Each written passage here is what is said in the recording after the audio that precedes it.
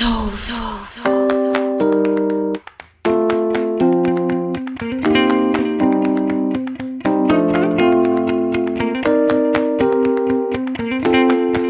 28.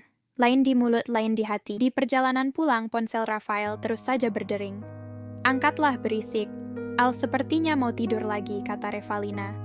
"Tidak usah." Revalina yang merasa penasaran akhirnya melirik ponsel sang suami yang memang ia simpan di dashboard. "My Honey Mariat," satu nama yang jelas terbaca oleh Revalina. "Tidak usah anggap aku ada. Bicaralah." Titah Revalina dengan nada gemetar sambil menekan tombol pada setir. "Jangan, Sa." Ucapan Rafael terhenti karena Maria mulai angkat bicara. "Hani, kenapa lama sekali angkatnya? Kamu sedang apa?" tanya Maria dengan nada manja. "Dari kampus." Maria terbatuk. "Kau sakit?" tanya Rafael dengan nada cemas. Terdengar Maria mulai terisak, menangis. "Kau kenapa? Bicaralah," tanya Rafael lagi. "Kenapa kamu tega, Hani? Kau ingin putus denganku? Apa kau tahu sedang apa aku sekarang? Katakanlah, kau kenapa, sayang?" Tanpa sadar, Rafael memanggil sayang kepada Maria. Sontak membuat Revalina tercengang. "Aku di rumah sakit. Jantungku kumat setelah melihat foto yang kau kirim. Terlebih lagi kau meminta putus." Maria menangis mengatakan hal itu. "Apa?" Rafael syok mendengar pengakuan Maria. Sampai-sampai ia membanting setir dan berhenti mendadak pria itu, seolah-olah tidak peduli dengan keselamatan Revalina dan putranya. "Rumah sakit mana?"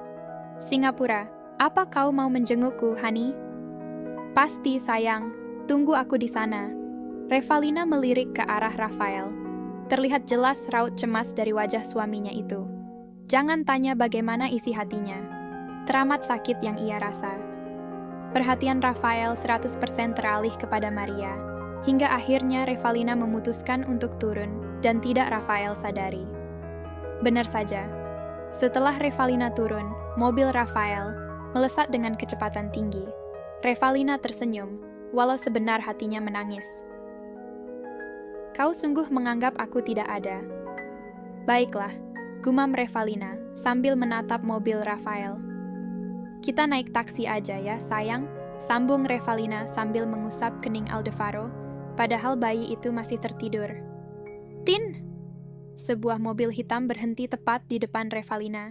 Ya, siapa lagi kalau bukan pengawal Carlos yang selalu mengikuti kemana Revalina pergi. Revalina bergegas naik dan berkata, "Antar aku ke rumah papa." "Siap, Nona." "Putar balik saja. Cari jalan lain, jangan sampai kita berpapasan dengan mobil Tuan Rafael. Dan jangan beritahu siapapun kalau aku pergi ke rumah papa. Tolong sampaikan kepada James." Sang pengawal hanya mengangguk pertanda mengerti. Pun Revalina meminta agar mengirimkan beberapa pakaian bayi juga susu formula. Tiba di kediaman Carlos, Revalina menarik napasnya dalam. Ia mencoba menenangkan hatinya agar terlihat tenang di hadapan Cindy. "Selamat datang kembali, Nona," sapa salah satu pelayan di sana. Revalina tersenyum ramah. "Mama di mana, Bi?" "Ada di kamarnya, Non," sahutnya. "Saya panggilkan." Revalina mencegah pelayan itu untuk memanggil sang mama karena dia sendiri yang akan ke kamarnya langsung. Perlahan Revalina menaiki anak tangga. Tangannya mulai terulur mengetuk pintu kamar. "Ma, ini Rere, boleh masuk?"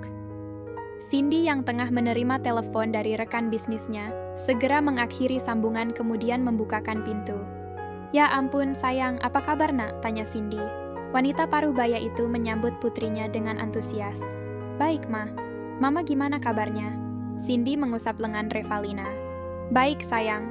Cindy mempersilakan Revalina masuk dan bertanya ada apa dan dengan siapa putrinya datang.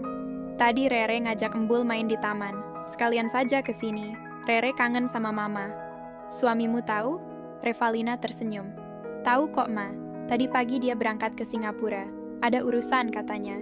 Rere kesini sama pengawal papa." Cindy mengangguk dan menyuruh Revalina untuk menidurkan Aldefaro di kamar. "Iya, kalau begitu Rere ke kamar dulu ya, Ma." "Iya, istirahat dulu saja."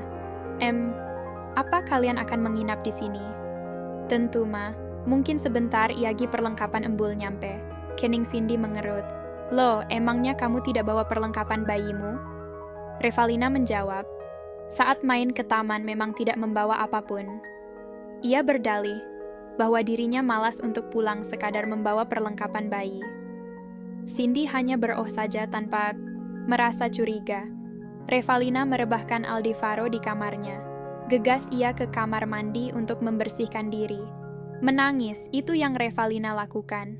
Ucapan Rafael kepada Maria masih terngiang. Hatiku teramat senang kala kau menyatakan cinta untukku. Pun hati ini tak kalah sakit ternyata kau masih mencintai Maria. Untuk apa kau umbar cinta untukku? Balas budi karena aku telah sudi merawat anakmu? Mulutmu mengatakan jika kau tak cinta lagi kepada Maria. Lalu, apa artinya panggilan sayang tadi, ha? Revalina mengungkapkan kekesalannya sambil menatap wajahnya di depan cermin. Sekarang sudah terbukti kau mencintaiku atau tidak. Kau sudah tunjukkan isi hatimu yang sebenarnya. Revalina menangis terseduh-seduh.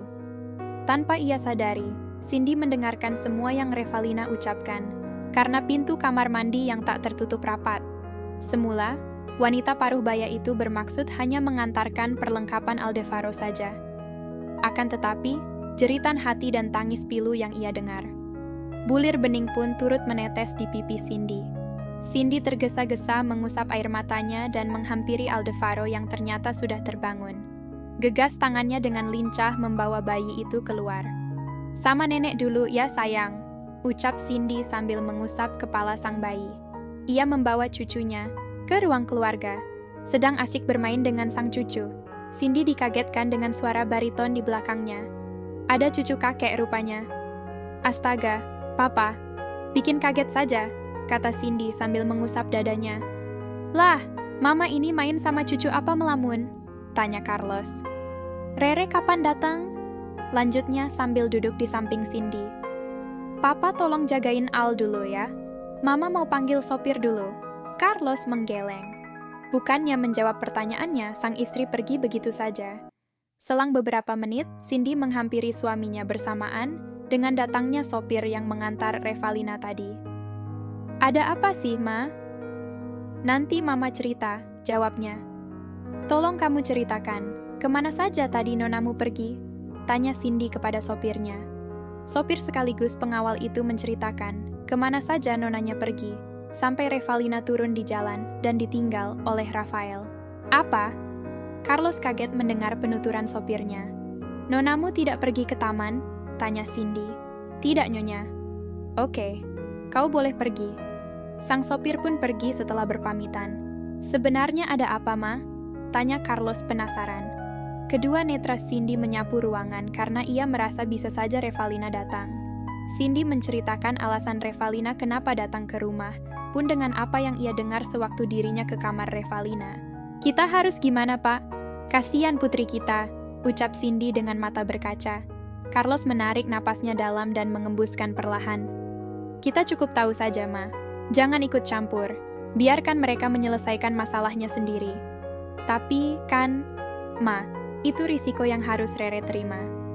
Sedari awal, putri kita sudah tahu jika Rafael memiliki kekasih dan dengan lapang dada dia menerima.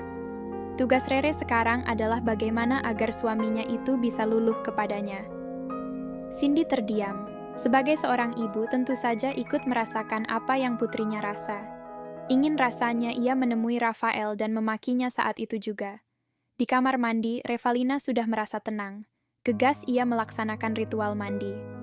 Ya Tuhan, apa Mbul menangis? Aku tidak dengar.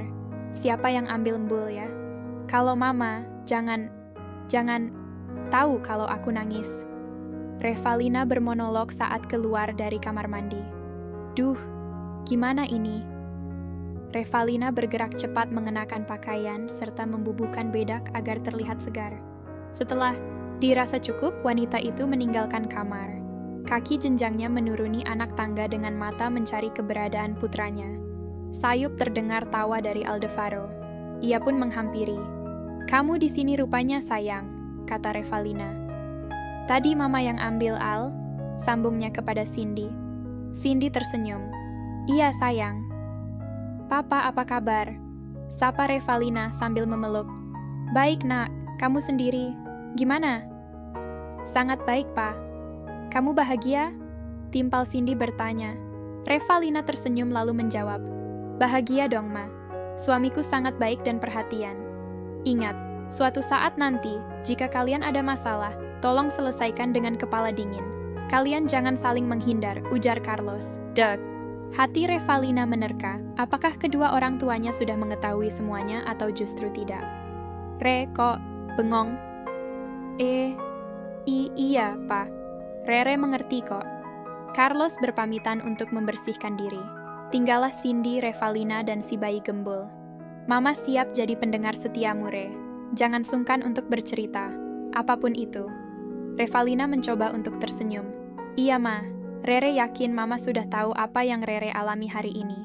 Cindy menggenggam tangan sang putri dan ia berkata bahwa Revalina harus bersabar. Itu merupakan cobaan pernikahan yang harus putrinya lalui. Walaupun mulut dan hati Rafael saling bersinggungan, tetapi itulah saatnya Revalina menarik perhatian sang suami agar terpikat dan cinta mati. Revalina mengangguk pertanda mengerti.